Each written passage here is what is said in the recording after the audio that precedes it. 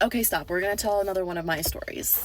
So when I was younger, my parents did split and my dad moved to a city over and my mom lived in the same city that we had grown up in, okay?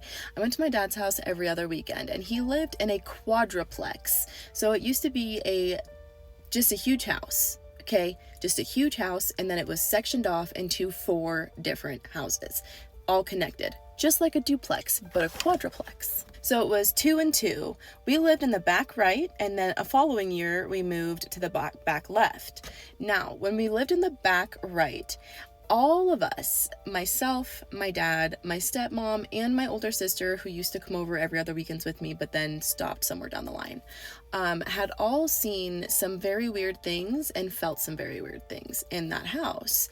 And our parents didn't really share with us their experience. They just kind of hinted at the fact that they had felt something.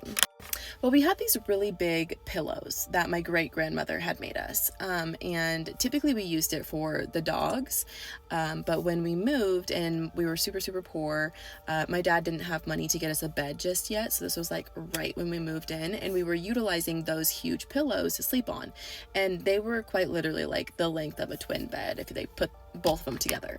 So it was sort of like sleeping on an air mattress. So one of us would sleep on that and the other person would sleep on the love seat couch, and we would alternate on the weekends. So once Friday, once Saturday, and then on Sunday we would go home to our mom.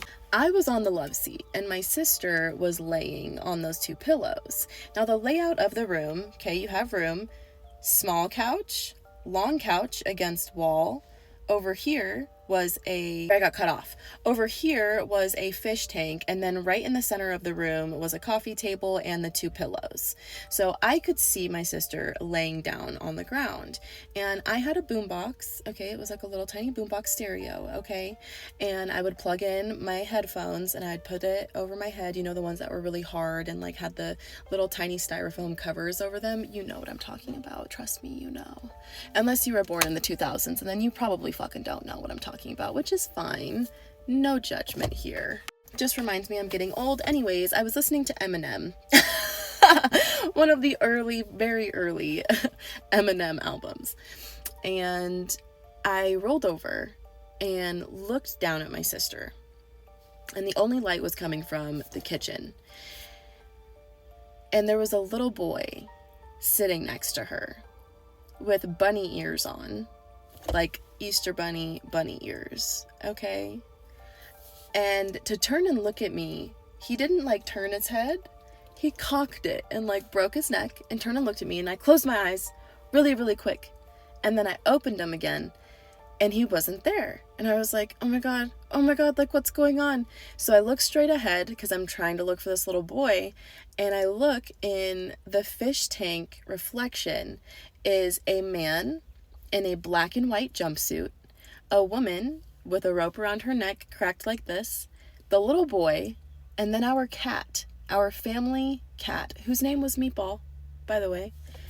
And it was like a picture perfect little moment. And the next day I got up and I was like, hey Dad, so I saw this last night. And he was like, it was probably just a dream. And I was like, no, like I also saw this from the fish tank. And he was like, oh, he's all, actually I saw something like that too, and I thought that I was just like tripping. I saw a man walking up the stairs in a black and white jumpsuit. And I was like, great, thank you so much for that confirmation. That being said, every time I bring it up, I'm always told that I'm misremembering everyone else's responses. I was so young that is absolutely possible, but I will never forget that little boy's face. Whether I was dreaming it or not, I will never, ever forget that little boy's face. And before anyone says it, because I've told this story before to like friends, and this is what they say. They go, oh, was it kind of like Donnie Darko? No, babe. Have you seen Donnie Darko? Okay. Donnie Darko is a full mask of a bunny, honey. Okay? No, mama. It was not Donnie Darko. It was like the cheap ass white bunny ears with the little pink in it, okay, that you get and you put on top of your head for fucking Easter, for like your little kid's Easter, okay? That's what it is. So, no, it wasn't because I saw Donnie Darko as a child.